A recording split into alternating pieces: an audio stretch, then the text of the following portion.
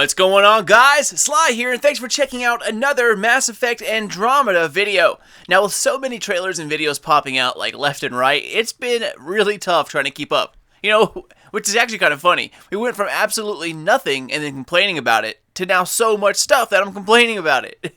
Okay, well, maybe not really complaining. It's definitely a good problem to have.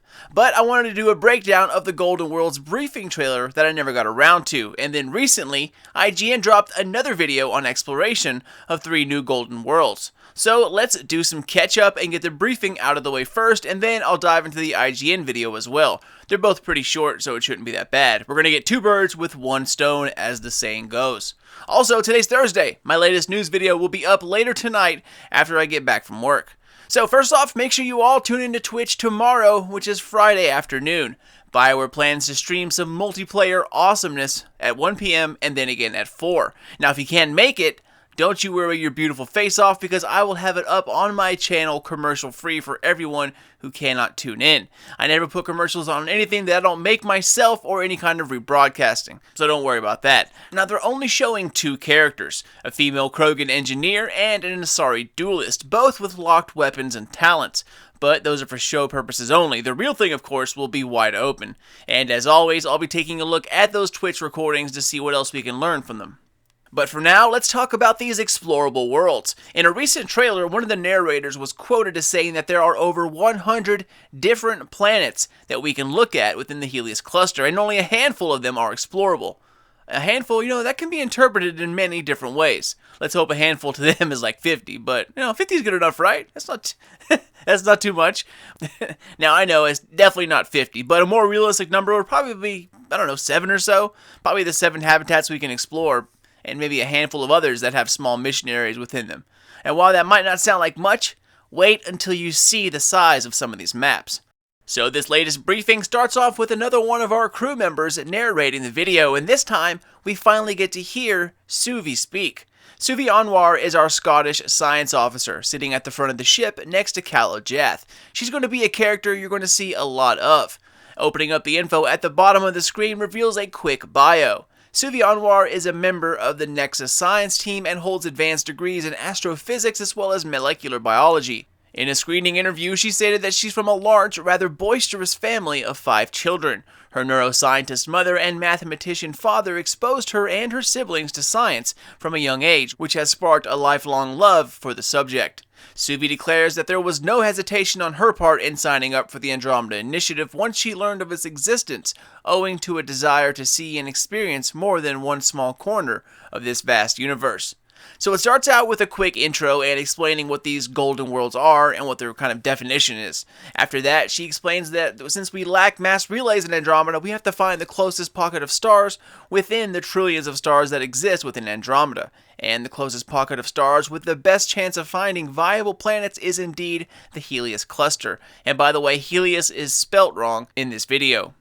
With 7 possible Golden Worlds, that gives us a great spread around the cluster to further explore research-rich areas and to further enhance development. Opening up the hint here at the bottom, it tells us a little about the cluster itself. Comprised of over 30 observed systems, the Helios cluster is a star cluster on the outer fringes of the Andromeda galaxy. Helios, as it is commonly known, was chosen as the AI's Andromeda Initiative's destination after long-range surveys suggested it had an unusually high number of habitable worlds. The cluster also has a very large black hole at its center, whose formation may have been the cause of Helios-rich ESO deposits. Surveying and classification of Helios is ongoing, and while some planets have official names, others are still known by their initial survey data, which is the letter H for Helios object, followed by a catalog number. Alright, so as we move along here, Suvi tells us something pretty curious. Without mass relays, our first wave of arcs will focus on a pocket of stars called the Helios cluster. She says our first wave of arcs.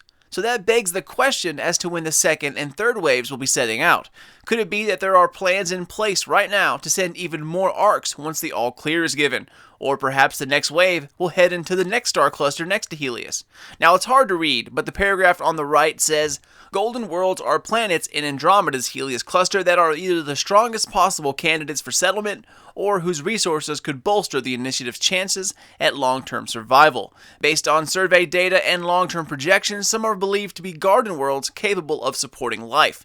Others are mineral-rich treasure troves that could supply fledgling colonies with vital resources. These worlds were designated 1 through 7, and while not generally used in planetary surveying, the term Golden Worlds was coined by the Andromeda Initiative's marketing team and has stuck ever since.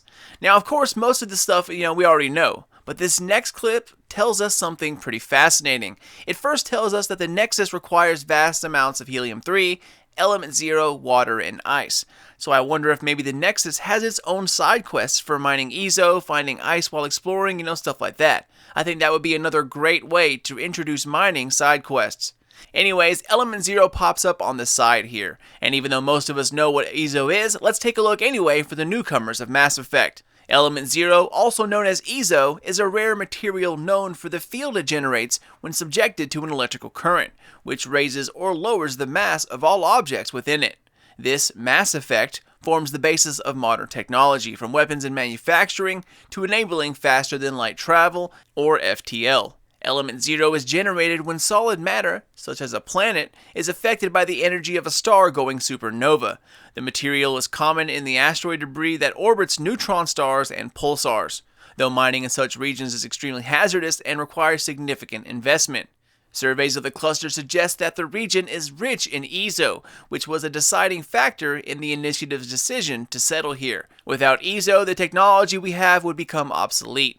So just a quick lesson on element 0, but either way, that's not the really interesting part. What is pops up here on the right side, and it reads this: charting the Andromeda galaxy for habitable planets presents a unique challenge.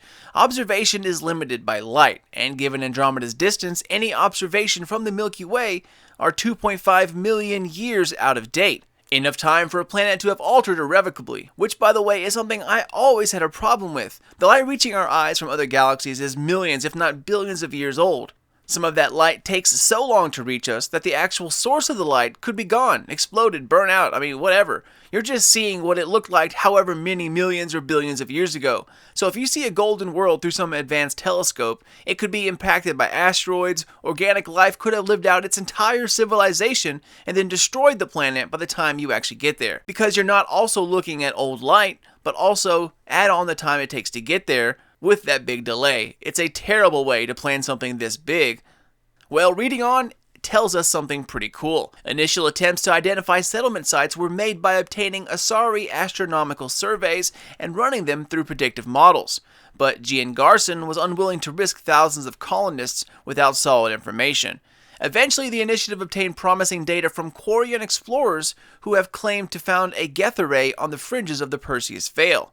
This array was supposedly built from 3 mass relays, using sensors in the combined relay corridor as a form of FTL telescope to observe dark space beyond the galactic rim. Why the Geth expanded so much effort to study dark space is unknown. Amongst these observations were near contemporary surveys of Andromeda. When our predictive models confirmed them within an acceptable margin, the initiative was able to begin identifying golden worlds. So this explains how we were actually able to skirt by the laws of time and physics so that we could actually find and label potential sites. I thought it was pretty cool to bring up a small story like that as an explanation. Now moving along, we see a glimpse at our first golden world, Habitat 1. It seems to be somewhat arid with underground rivers, although temperature within a comfortable range to start colonization. Habitat 2 is a large moon orbiting a gas giant, kind of like Titan in our solar system. It seems to have an atmosphere capable at supporting at least plant life, at least from this picture. But apparently this world is more of a mineral golden world rather than a place to call home. Next, Habitat 3 reminds me of Surkesh, the Solarian homeworld, lush jungles, mountains, and river-carved valleys. Habitat 4 shows signs of an immense amount of water, which is crucial for sustaining life, not only for colonists, but for the Nexus as well. Next, Habitat 5 looks like something out of Pandora, a bioluminescent world that also has its own unique jungle like plant life. But more so than that, Suvi goes on to say that this golden world is unique because it houses dextroprotein life, and is quoted as saying that it would be a perfect place for Arturian and Quarian colonists. For Arturian and Quarian colonists, Habitat 5 appears to be a perfect home for dextroprotein life. So this right here confirms that Quarians are indeed in Andromeda. Now we might not see them all over the place, but they did make the journey. Well, at least a few of them did. Next, we have Habitat 6, and it's said to have wide oceans and a temperate climate. And then finally, we come to Habitat 7, New Earth, if we're lucky. So, as the video continues, it tells us what Pathfinders are there for, as well as the dangers they face, which we all know by now. Now, this video doesn't really show us all that much, but these little snippets of information on the sides is where the real interesting information comes from, and this next one is no different. Here we get a look at how colonization works, as well as colonists themselves. It says Andromeda's colonists are divided into blocks that are assigned to outposts. These blocks represent a diverse range of individuals and skill sets who can establish and start running an outpost. Agricultural experts, civil engineers, scientists, miners, construction crews, medics, and other specialists that the outpost may require. When a suitable site is found, the Nexus wakes up the appropriate block members from cryo and sends them to the location along with first-in colonist materials. These early arrivals are responsible for constructing the first prefab buildings and establishing ISRU processors, which stands for In Situ Resource Utilization. They use Pathfinder surveys to locate food, water, and mineral deposits, while others guard the outpost against local predators or hostiles as needed. Meanwhile, scientists and medical staff ensure the colonists are healthy, and they also start to study local ecology. So that's kind of cool that they have the frozen homies sectioned into blocks aboard the Ark. Kind of like, pre-sorted frozen cities.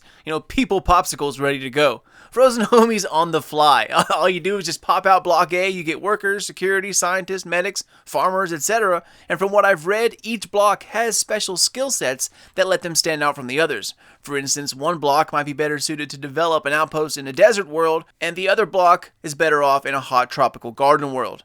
This is actually a pretty neat aspect of the Andromeda Initiative, but it's a bit inhuman if you ask me. I mean, we're simply inventory. Frozen homies on the fly. Just pop one out, send them to work, they die? Psh, don't worry, man, we got 18,000 left. That kind of gives me the creeps, honestly. I mean, okay, it makes sense in a way, keeping everyone frozen until they can support themselves. That will vastly reduce resource usage of colonies until they can start pulling their weight. But this kind of seems like something Cerberus would do, Not the Alliance or like council races. Anyways, that sums up the briefing, and like I said, not a ton of stuff to go over, but it is a neat look into how the initiative was started, as well as how it operates. Also, I'm absolutely in love with Suvi's voice. It has this soothing, sexy kind of tone to it. So I might have to check that out after I get to know Cora, if you know what I'm saying. Anyways, next let's take a quick peek at the IGN video that debuted a few days ago. Like this official video, it's relatively short and more of a way to show you, clips of scenery rather than show you something new. But as always, there's plenty of stuff to take away from it, as well as a few firsts. But we'll get to that here in a second. So this IGN video shows off a couple of planets, Vold, Eos, and Katara, all different in terms of weather, planet type, and overall environment. We start out on a very cold, rocky planet covered with mountains and snow. It reminds me of what Noveria would look like if we'd have walked around outside of the buildings and off the beaten track. First thing to notice here, the scale and the graphics. Seeing like slightly illuminated mountains in the background while the wind's howling and horizontal snow collects on your armor as you overlook a cliff, I mean, it's quite stunning. And that's always been Frostbite's, strong suit. Vistas. Now normally on Vold you would need to be in a safe zone, or at least in the Nomad, so you don't wear down your suit's environmental protection. But in this scene, Ryder is overlooking the cliff next to a few Angara, and what appears to be some kind of giant heater. Now it could just be a light source, but it doesn't look like that to me, and it's not triggering his suit, and those Angara are walking around uncovered, so I definitely think it has something to do with that.